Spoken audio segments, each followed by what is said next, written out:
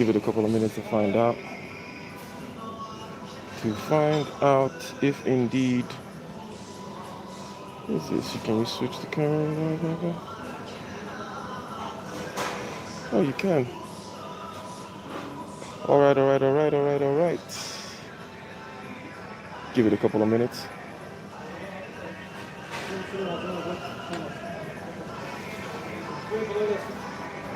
We are live. Seems like I've got Aaron B in the house. Hey, we got Jessica X in the house. So I'm over here at my favorite Turkish coffee spot. How many of y'all know about this black concoction here? They always give you water with it because if you don't rinse your mouth with water afterwards, it's gonna be bad. So live from Istanbul, I'm surprised that the AT&T cellular network is holding up. But maybe I should turn the camera, right? Or no, I guess when you're going live like this, you got to do it this way. That's the only way it works. Let me see what the people are saying over here. Jessica, like, yo, you're catching an impromptu live on the road, not a real stream, don't know what we're going to talk about type situation, right? But definitely going to enjoy this Turkish coffee with my sparkling water as we go along here. So, yes, I am on the road again, and let's see. Let me show you guys around a little bit. Show you guys around here a little bit. It's a little late, so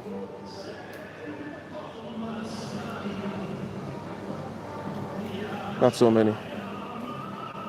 But oh yeah, that's beautiful.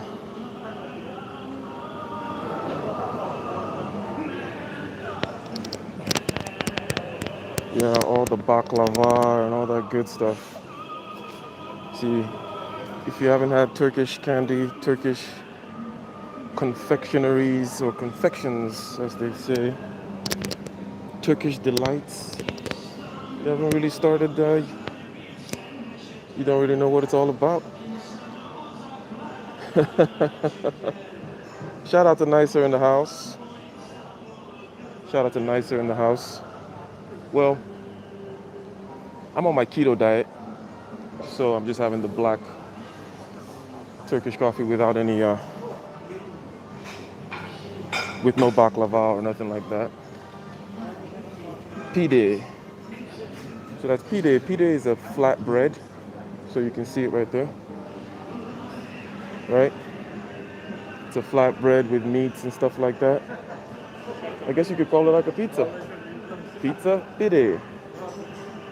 You can have it like folded up like a calzone or whatever. You know, Mediterranean type stuff. I'll be dropping some videos later. Some videos later from the flight showing some of the exquisite cuisines. Yeah, the food was really good. I definitely recommend Turkish Airlines. Good people, good spot. So what are you guys up to? Oh, someone's making some Turkish stuff today. And somebody says, sup. All right, ladies and gentlemen. So, maybe we can relax and say a word or two about a couple of things. So, when taking long trips like this, I always like to do the business class thing because, well, I'm tall, I'm 6'4". You can't be getting cramped in the back. Now, some people may think, okay, how about the saving of money? And then I'll say that stupid thing like, Well, you got to spend money to make money. You see, because, I've been on the road for the past 2 days, but because I'm comfortable, because I could sleep in the plane, because I had Wi Fi uninterrupted in the plane, because I could literally make phone calls in the plane, my laptop in the plane, because I had extraordinary service and meals in the plane, I can continue to make that money, which will continue to compound and pay for the ticket and more. See, because back in the day when you would do silly things like go to the coach and fly 16 hours in coach and then have to recover for 2 weeks because your back is off kilter, what kind of what kind of life is that? And forgive me if I can't read your chats because, as you may or may not know, I'm kind of blind. I am kind of blind, ladies and gentlemen, and I don't feel like putting on my glasses right now. So it's gonna be what it's gonna be. So let's see here. You can turn the camera around again.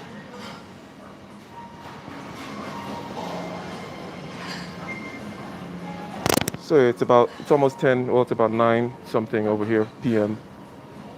My flight is at 2 a.m. to Accra, Ghana, which will be my final destination. There are certain things you should not do until you're ready to do them comfortably, is perhaps the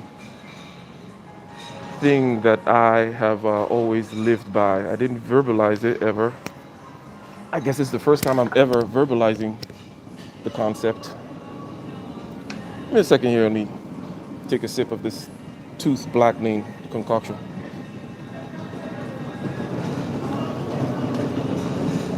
The black of the tooth.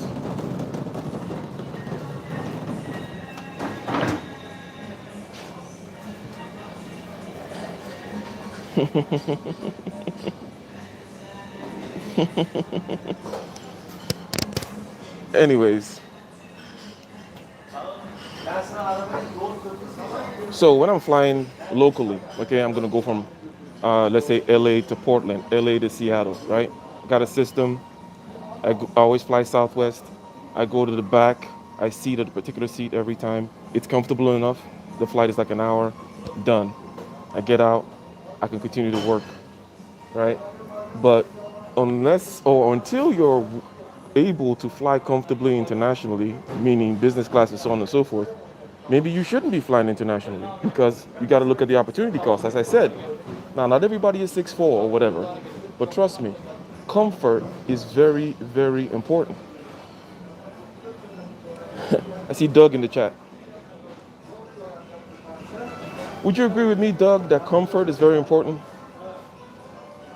People immediately want to go into, well, you're just being opulent or extravagant or it's expensive. It's like, but people forget how important comfort is to getting ish done, right? Getting ish done. Now, until you do it, until you try it out, until you're out there working those 16-hour days, day in, day out, until you're in a situation where you're on this treadmill that never stops, whether it is you have employees or you're doing it by yourself, until you start getting on that kind of a flow whereby there is no excuse of like, oh, my back hurts, I got to take some time off, or I got to complain about this, or I got to slow down. Then you realize that the whatever hundreds or thousands you may be trying to save by taking the uncomfortable route, okay, it's not worth the heartache, the headache, the stress, the gray hair, the back pain, the lost income. Because again, this already presumes that you're doing something, right? Ain't that right, Doug? You're already doing something. You're doing something. You got something going on. And if you don't got anything going on, then don't be taking international flights, right? You got something going on. You got businesses to run. You got things to do, right? So, okay, now you're ready to take international flights, but you got to do it right. You got to be comfortable. If you're not comfortable, you're not going to be able to get things done correctly. And this goes too with something that O'Shea always talks about, where people want to go to People want to go to Africa on a budget, right? They want to go relocate and start their life on a budget, which is there's nothing necessarily wrong with a budget, but also they don't necessarily have a plan or a set of skills that they could, pardon the sound, a set of skills that they could utilize, a set of networks. No, they want to go in, they want to go live in a slum somewhere and just kind of feel through like some kind of bohemian hippie. Well, it's not going to work. It's frontier land over there. And in the frontier, you can't be softer. You got to be harder in this frontier. I don't know why people seem to forget it, but where there's opportunity, right? Where there's opportunity, like, you want to go to Africa because there's opportunity. You want to go to some place, you want to go live in Bali, you want to live the laptop lifestyle, you want to be a nomad capitalist, a nomad entrepreneur. That's a place of opportunity. But also, that's a harder place because it's a frontier place, right? Am I making sense in the chat? Can I get a one in the chat if the idea of the frontier, meaning the frontier has opportunities, but the frontier is harder? The Wild Wild West, when it was the Wild Wild West, was the Wild Wild West because of the opportunities, the gold rush, this, that, and the other, but it was also harder. And without skills, without the ability to get things done, you're going to fail. Okay? So, I'm talking about comfort, right? I'm talking about comfort. If you're not going to be comfortable, you shouldn't be doing certain things, because if you're not comfortable, you're not going to be able to execute. I don't care how you think you're going to alpha your way through situations. It doesn't work. You're still just a meat machine, okay? You're still just a meat machine. If you're not pushing yourself to the limit, you may not understand what I'm saying right now. But everybody has been there. Everyone has pushed themselves a little bit. And my channel is all about pushing yourselves a little bit more and a little bit more, always pushing that envelope out. But basically, when you push yourself more and more, you're going to understand that you're heavily dependent on your body. As a matter of fact, you are your body 100%, at least insofar as we can detect something that is called you. It is in space and time over there, a meat machine. And you cannot say, oh, okay, I'm going to let the meat machine go, either in terms of your physical fitness, in terms of your diet, and also in terms of your comfort, right? So if you're going to take a long flight, fly comfortably, fly business class, stay in the nice lounges. If you can't afford it yet, then you shouldn't be taking the flights.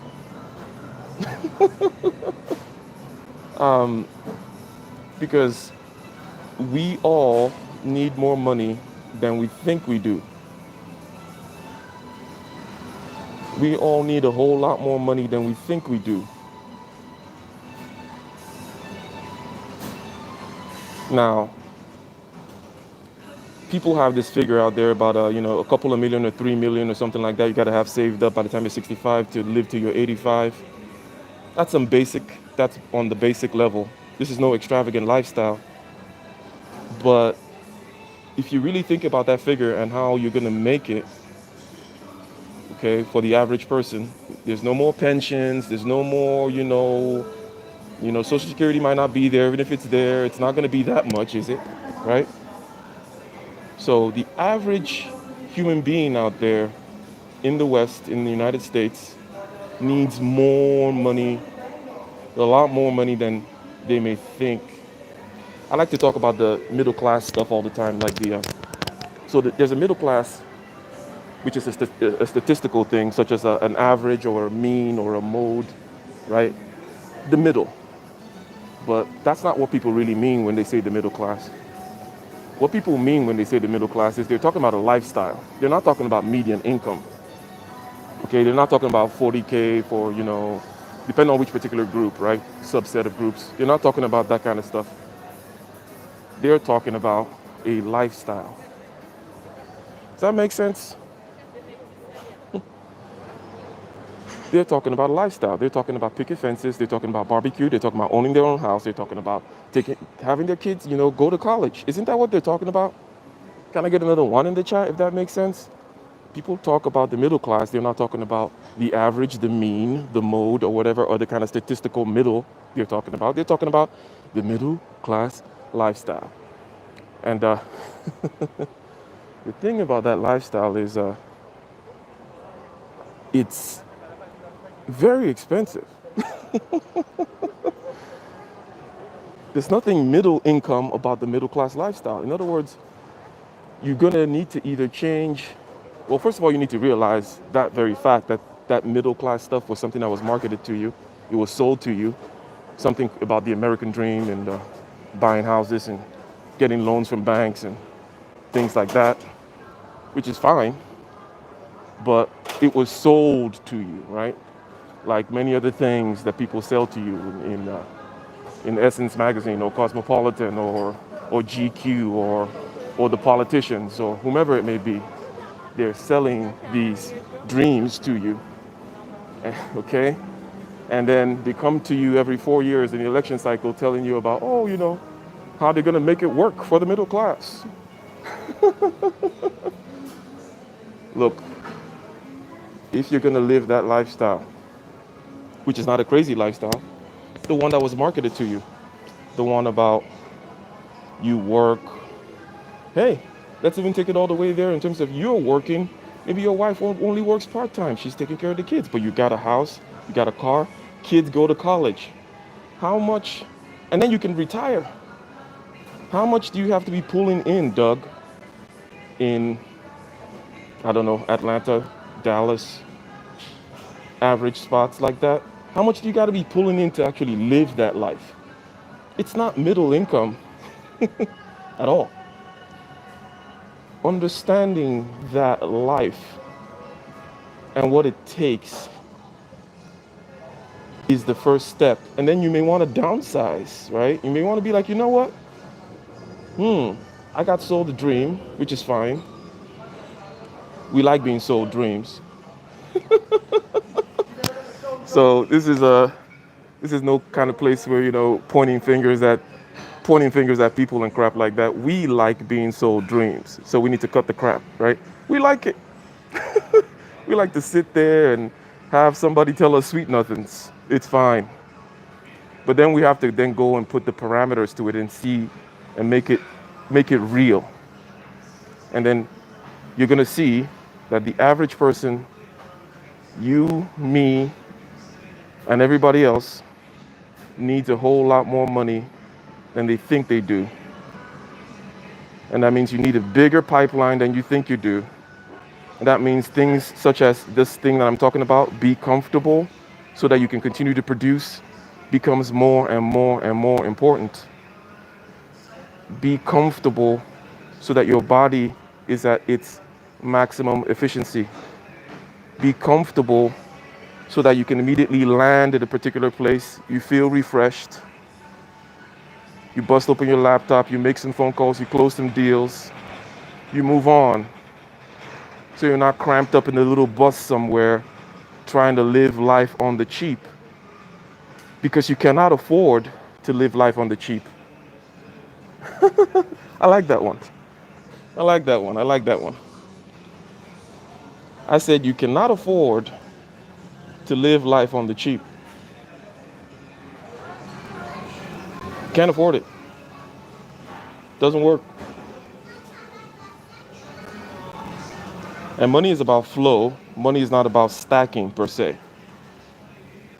Money is about the pipeline that you build that brings in the money that you then pass on to the supply chain and your employees, and all that kind of stuff.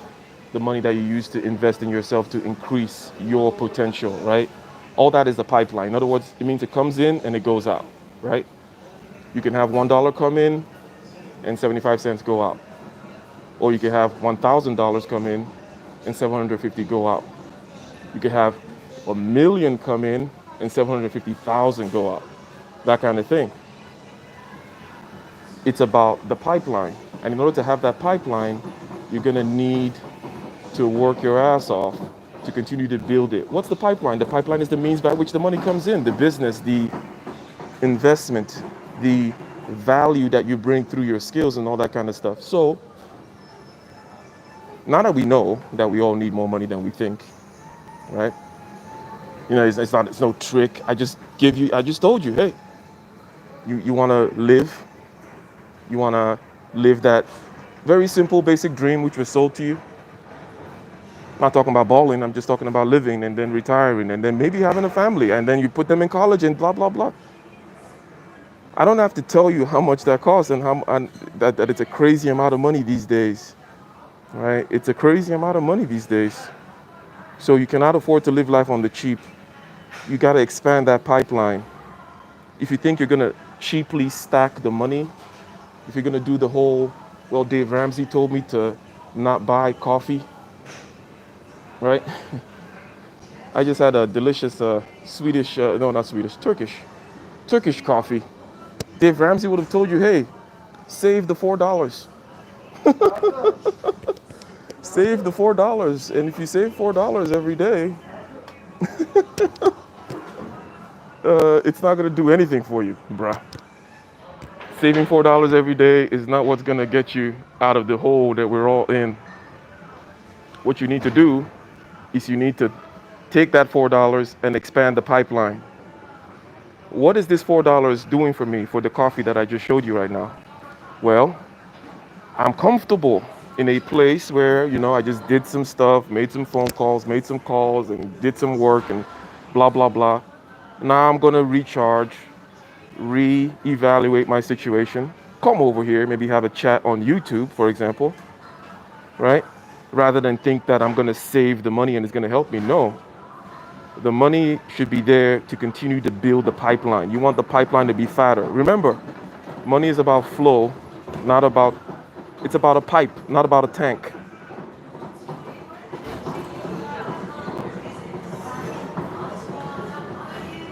Hey, we got Goshen in the house. We got the high value heavy hitter in the house.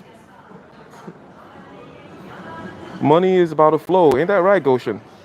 Can I get a one in the chat if this pipeline analogy makes sense? That basically money is about the pipe, not the tank. The money is going to come in and it's going to go out. What you should be focusing on is making the pipe bigger, not trying to squeeze out everything out of your little pipe to put in some tank somewhere, which is going to get eaten up by inflation and which could have been used to increase the pipeline. What is the pipeline? Typically begins with skills. For me, the way to increase your pipeline, which is to increase the potential flow, is to increase your skills, right? You start out as an apprentice. Next thing you know, you're a journeyman carpenter. That took money. It took investment.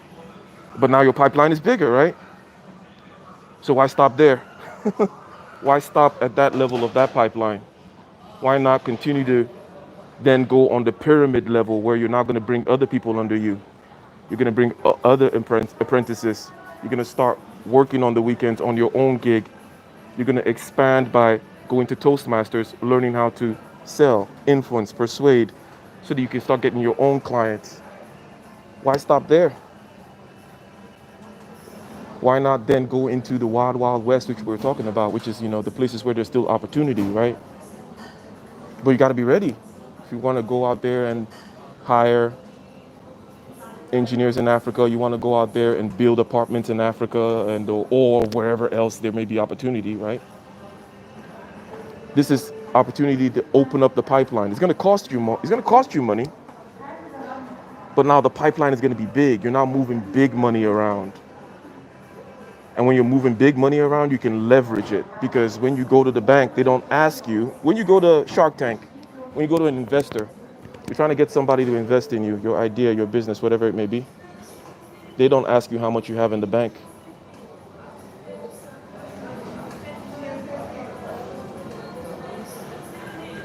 If I come to you with a product and I say, hey, I've been manufacturing this product, or I have this particular business, we do this kind of service, blah, blah, blah. Here are the numbers.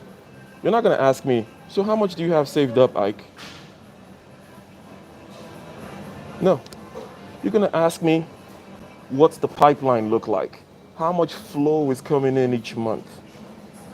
How much of a magnet is this concept of yours, this product of yours, this service of yours, this software of yours, this business of yours? How much of a magnet is it? Because everybody is looking for the magic magnet which grabs money out of other people's pockets and puts it in your pocket and then flows it. It's a flow, right? It's a flow. It's a flow.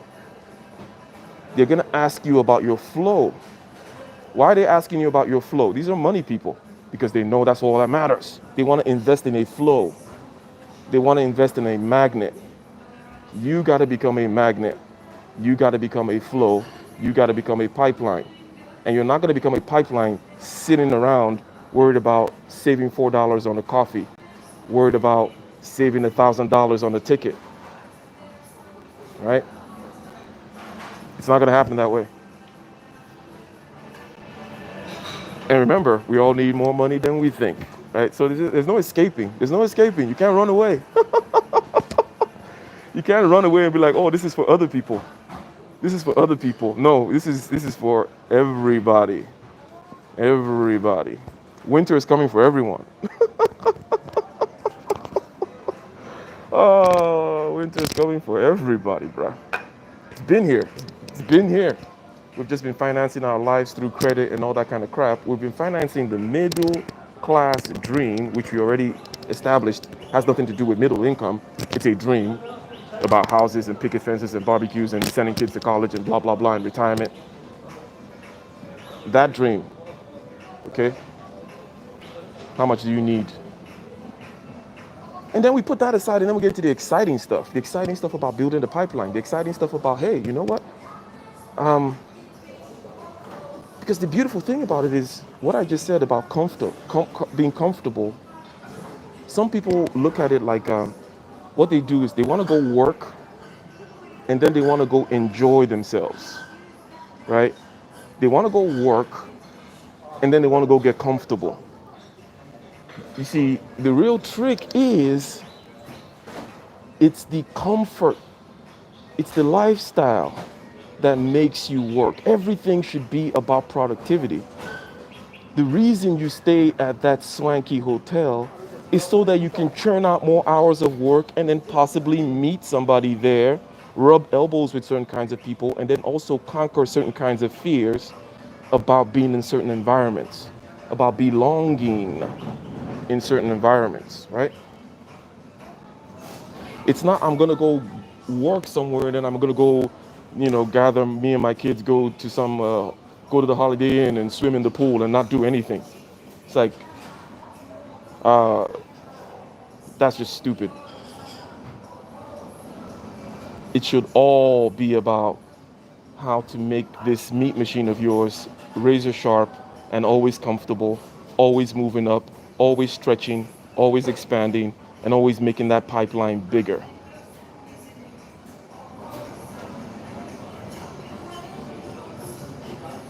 Ain't that right? Ain't that right?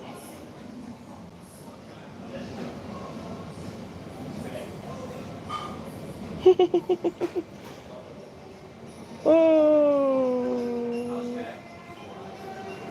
What's up, D? Sorry, I can't read. I'm actually illiterate. It says, winter comes for those who are unprepared. Yes, yes, yes, yes, yes, yes, yes, yes, yes, yes, yes, yes, yes, yes, yes, yes, yes. 100%. So that's why I'm saying this very first thing, which is everybody. Okay, this is not just, you can't just be like, oh, this is for Man of Tomorrow and Goshen. Yeah, Man of Tomorrow and his millions. No, no, no, no, no. This is for everybody. Everybody needs a whole lot more money than you think. Go do the math. Aaron B, go sit down and take out a pen, do the math. How much money do you need to bring in to live that life? Not crazy life, just actually live and then retire and then be decent and not have to work with some crazy heartache. You're gonna see that, it's a lot of money. And then you're gonna need to start changing your idea about money. That basically it's about a flow, it's about a pipeline. You have the ability to increase the flow and the pipeline by increasing your potential to attract money. As I said, beginning with skills, man. It can't be simpler, right? It's not fairy dust. I didn't say, oh yeah, you got to go and find the genie from Aladdin. You know, that's the first step. You don't have to find any genies. You don't have to go through any kind of crazy quests. You can make it a crazy quest in your mind to make it more of an adventure, but it's boring, basic stuff like, first of all, skill up and then get the ability to be able to start your own stuff and then increase your ability to attract people to your stuff, meaning sales, marketing, influencing, so on and so forth. And then continue to implement and institute systems that continue to grow that pipeline, right? Continue to grow that pipeline, meaning investing back in yourself, investing back in the business, and taking certain risks. I'm going to be in Africa for 3 months. I got some things going down over there, some scary things, scary stuff that's scaring the shit out of me. But if I don't do it, then it's like, well, I never tried, right? So this is not a place where, oh, people don't get scared or nothing. Of course you should be scared. If you're not scared, then you're not doing something right. If you're not scared, you're not going out on the limb. If you're not scared, you're not really in a place that is worthwhile, where there's value. Because in a place where it's worthwhile and there's value, there's always challenges, competition, difficulty, expansion of the envelope vis-a-vis your skills, and so on and so forth. Going places you haven't been, things you haven't done. Oh my God, do I really think I can invest that much money? Should I really do this? How about if it blows up in my face? And it will blow up in your face from time to time. Okay? How many businesses have you done, MOT? When I listen to MOTs, every other week I hear something else like, oh well, oh you were in the club business too? Like you owned a strip club? And you did this and you do that and you do, okay. Well, that's the idea. It's not a mystery, it's not some kind of crapshoot, it's not a game of dice. It's a simple system whereby you increase the pipeline. So, let's get back to comfort, right? And then I'll let you guys be. I'll leave you guys alone. So, I'm saying be comfortable. That is one of the aspects that I'm drawing when it comes to being productive here. If somebody is telling you to do something on the cheap, because somehow you're going to be able to do it effectively, that always bites you in the butt. We all know about cheap products, right? That's one way of looking at it. We all know that it always costs more. Want to buy a belt? Things like belts or shoes can be lifetime things, right? If you buy, I don't know who likes shopping over here. Probably my Vivid Life if she's still here. Things such as belts, glasses, shoes. You buy one good one and it could last you a lifetime. Something like a broom even. But no, he's like, oh, I'm going to go get this special Swiffer 3 for $3.99. And it's all plastic and crap. You end up buying 5 brooms in 1 year. Why?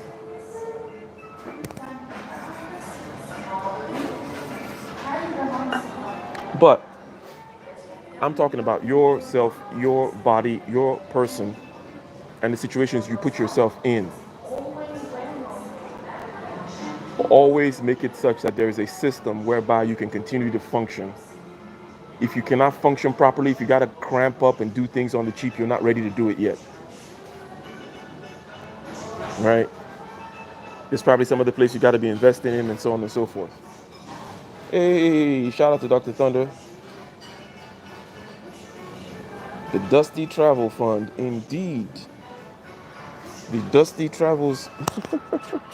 Much appreciated, much appreciated, much appreciated. Yeah, so I have a lot of footage that I'll be sharing just basically on the flight. Why? Because I wanted to just kind of show, okay, what the counterpart would have been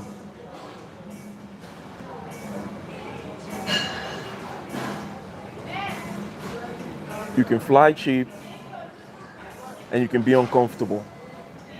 And then you can let the balls of the things that you're going to do, you're going to let balls drop.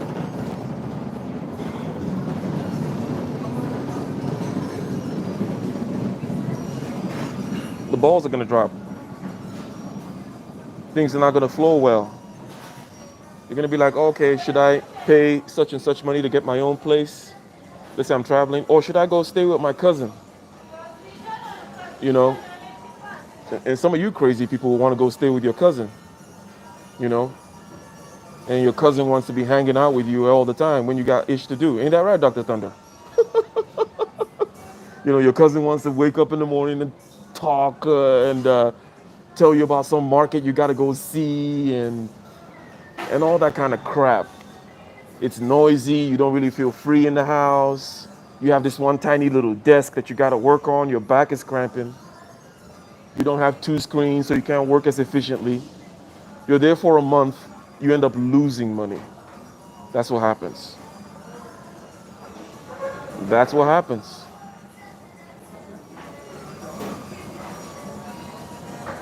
You just weren't ready to do it yet. If you can't do it comfortably, well, you're not ready to do it yet. So, increase the pipeline. Be comfortable. Invest in yourself first. That's the easiest one. Easiest way. And that's the one investment that is going to stay with you forever, right? You can get into crypto, dip in and dip out of crypto. You can dip into Apple. You can dip into even a business that you start and then close the business or sell it. But the one thing that is going to be here until you drop out the face of this earth, the one investment that's going to continue to compound, the one that's going to be right there with you when you wake up every morning is you. You. So skills are where it's at. You need more money than you think. Therefore, you need to think about money in the right way. What's the right way to think about money? It's a pipeline. It's a flow. It's not a tank. That's why when you go to Shark Tank, pun intended, they don't ask you about your tank. They don't ask you about, hey, how much money have you saved up in this since you started this business? They say, no. How much money is coming in? What's the pipeline like? Okay?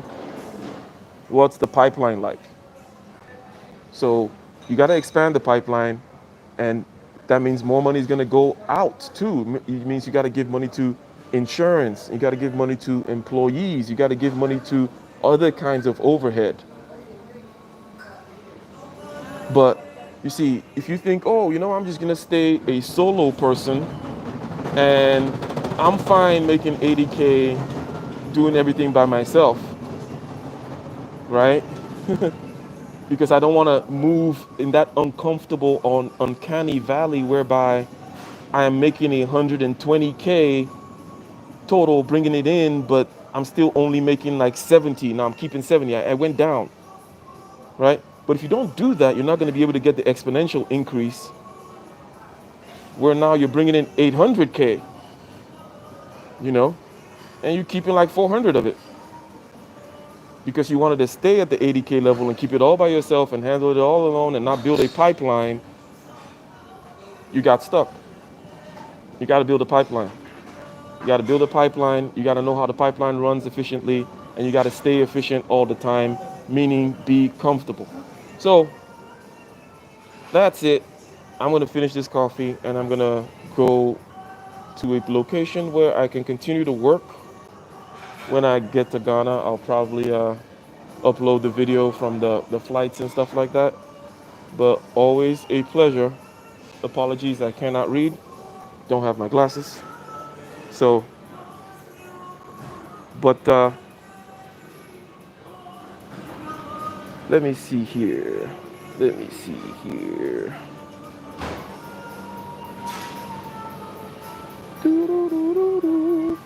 Yeah, always a pleasure. Always a pleasure, ladies and gentlemen. Until next time.